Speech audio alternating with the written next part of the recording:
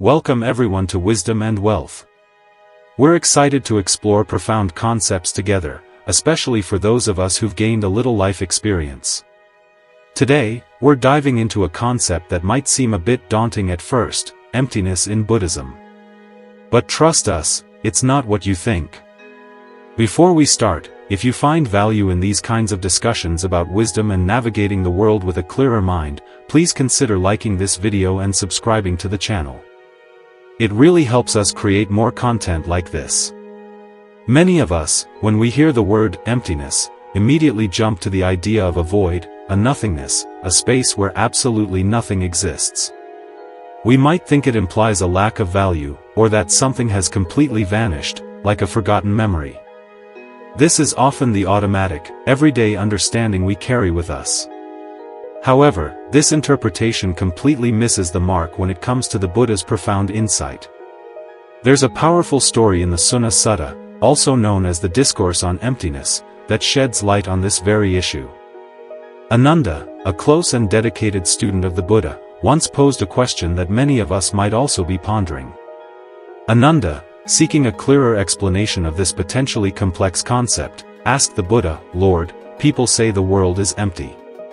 What does this mean? In what way is the world empty?" The Buddha's answer was remarkably direct and impactful. He replied, "Ananda, the world is called empty because it is empty of a self. It is empty of anything belonging to a self. Therefore, Ananda, the world is said to be empty." This answer is loaded with meaning. The Buddha wasn't saying that the world doesn't exist, far from it. He clarified that it's empty of something very specific, a fixed, independent self, or anything that is permanently attached or belonging to such a self. Understanding this crucial distinction helps us to see that emptiness isn't about a complete absence of existence. It's about gaining a more accurate and complete view of reality. Now, if you are liking this conversation, please consider giving it a like and subscribing to Buddhist doctrine.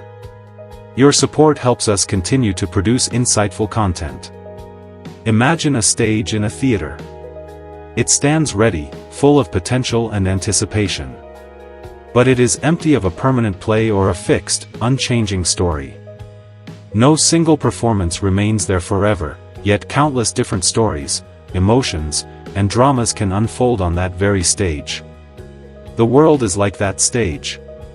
It's teeming with life, activity, and endless possibilities, but it is empty of a rigid, unchanging story or a fixed, core essence that dictates and controls everything.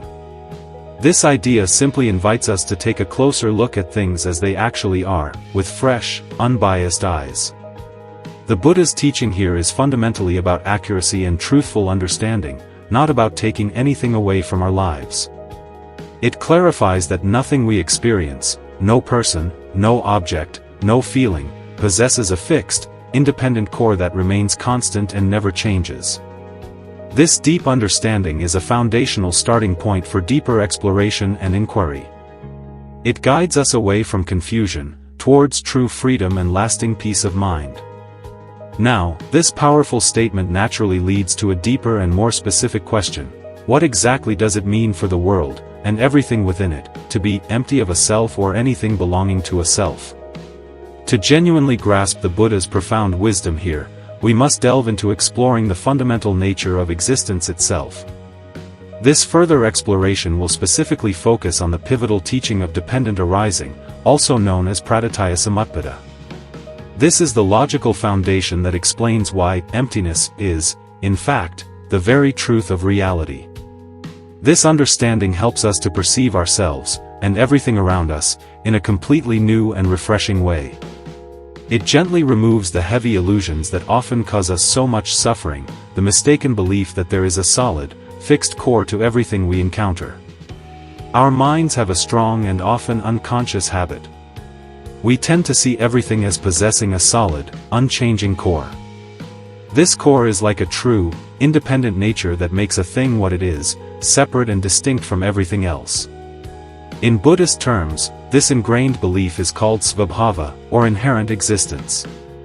For example, we might mistakenly believe that a tree has an unchanging treeness, that it possesses some permanent essence that makes it fundamentally and forever a tree. We think a chair has a fixed, chairness, an unchanging essence that makes it fundamentally and permanently a chair. And what we call I often feels like a permanent me inside, a distinct and separate self that stands alone, independent of everything around it.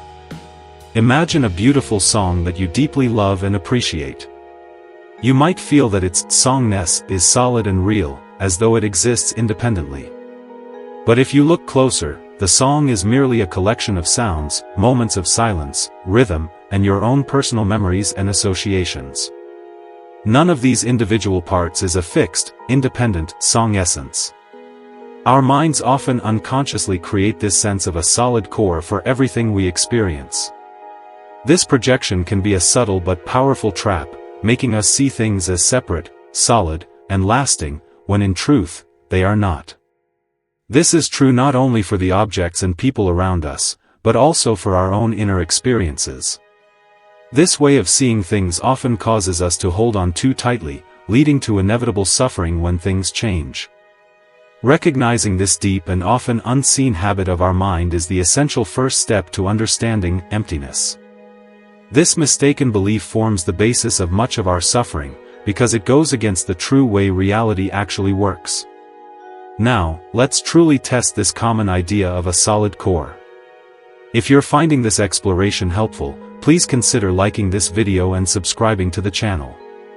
We'd love to have you as part of our community. If something truly possessed an inherent, independent nature, it would logically need to be permanent. It would never change, and it would be completely under our control. Why?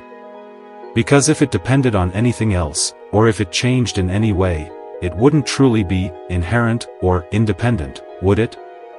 An inherent essence would be unaffected by outside forces or by the ravages of time. Think about what we normally call ourselves. Consider your physical body. Does it stay the same? Absolutely not. It constantly changes, ages, and is susceptible to illness and injury. Can we completely control it to never feel pain or grow old? Of course, we cannot. Consider your feelings. Are they permanent? No. Joy passes, and sadness appears and then fades away. Can we command our feelings to always be pleasant and never unpleasant? Sadly, we cannot. Consider your thoughts and your plans. Do they stay fixed and unchanging? No. Our opinions evolve, our wants shift, and our perspectives change. Can we control every single thought that pops into our minds? We cannot. The Buddha deeply understood this fundamental reality. He shared this transformative understanding with his first 5 students in the Suñña Sutta, also known as the Discourse on the Not-Self characteristic. This pivotal teaching came shortly after his enlightenment, and it was a vital part of their journey to awakening. He demonstrated to them that our body, our feelings, our perceptions, our mental patterns, and our consciousness are not a fixed self. He gave them a clear and logical test. If, monks, form were self, it would not lead to affliction, and one could say, let my form be thus, let my form not be thus. The Buddha's core teaching aimed to clearly show the absence of a permanent and completely controllable self within our experience. He wanted his students to see that these parts of ourselves are impermanent, are subject to suffering, and are not fully controllable by us. This undeniable reality demonstrates that they cannot be an inherently existing self. This profoundly liberating teaching helped his students reach true freedom and release from clinging. The logic is clear and compelling.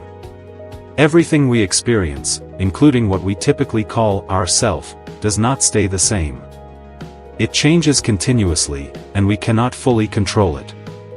Since nothing is permanent, stable, and completely controllable, it logically cannot possess an inherent, independent, solid core or essence.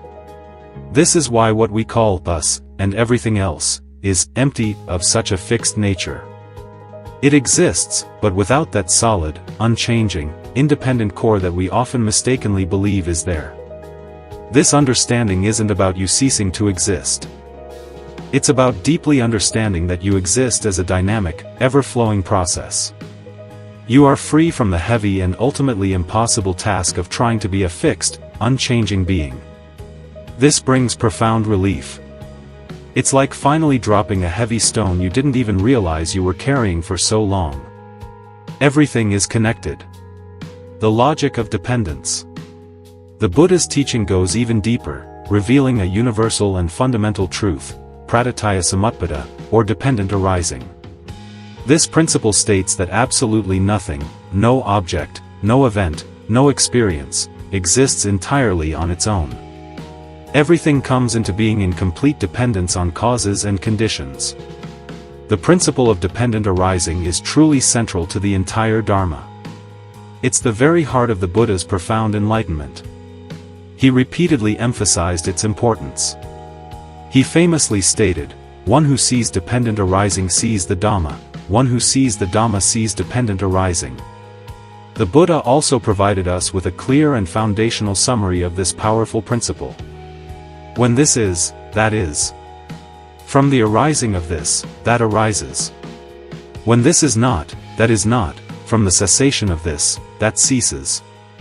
This short phrase appears in countless contexts, explaining the causes and effects of suffering, and how that suffering can end. It also explains the fundamental nature of all things. The Buddha taught this crucial principle in countless talks to both monks and lay followers. He shared it in numerous places to explain the complex and conditional nature of all reality, ranging from the smallest blade of grass to the most complex and intricate human emotions. The Buddha's aim in teaching dependent arising was to reveal the intricate and conditional nature of all existence, to show that things don't just randomly appear by chance. He also sought to show that they lack a fixed, independent nature. This understanding provides the logical basis for ending ignorance. It cuts off the roots of craving and holding on, ultimately leading to complete and lasting freedom. Consider a beautiful flower. Does it exist entirely by itself? No. It needs a seed, rich soil, pure water, warm sunlight, clean air, and sufficient time to grow and blossom. Its existence relies completely on countless other factors and conditions. If you remove any of these essential conditions, the flower won't grow, or it will inevitably wither and die. Its existence is completely interconnected and dependent on everything around it. There is no independent flower essence that stands apart from its conditions. Now, here is the profound and compelling logic. If everything must come into being in complete dependence on other things, then it logically cannot possess its own inherent, independent nature, svabhava. If something truly had an inherent nature, it wouldn't need any causes or conditions to exist. It would simply be, by itself, without relying on anything else for its existence. But the Buddha reveals to us that everything is conditional, everything is interconnected, and everything changes in response to these conditions. Therefore, everything is empty of inherent existence, empty of that fixed, independent essence. As we draw our conversation to a close, remember to like and subscribe to Wisdom and Wealth for more discussions on insightful and powerful topics. This is the very essence of emptiness. It's not that things don't exist. It's that they are empty of existing in a fixed, independent way. Their existence is more like a grand, intricate web. Nothing is a separate, solid thing. Instead, everything is a dynamic event, a continuous flow, completely woven together with everything else in the universe. This applies to the smallest subatomic particle, to the vastness of the universe, and to every aspect of our own experience, including our own sense of self. Now, the Buddha's original statement, "The world is empty of a self or of anything pertaining to a self," becomes perfectly clear. The world is empty not because it doesn't exist, but because it lacks a fixed, inherent, independent self or essence for anything within it, every person, every object, every experience, every thought. Each is a product of this dependent arising. Nothing has an independent self or core that makes it permanently this thing or that person. Everything is empty of that solid, fixed core our minds often mistakenly imagine, precisely because everything is dependently arisen. This insight brings deep peace and profound liberation. When we stop trying to force reality into fixed, separate categories, we relax into the natural, flowing beauty of existence. We understand its true nature. It removes the pressure to find something solid and permanent where there is only flow and change. This leads to acceptance, ease, and a much greater sense of well-being. Emptiness, the path to peace and love. The understanding that nothing has a fixed, independent core radically changes how we experience life. When we truly see that everything is empty of inherent existence, and everything arises depending on causes and conditions, a deep shift happens within us. The strong tendency to grasp and hold on to things naturally loosens its grip.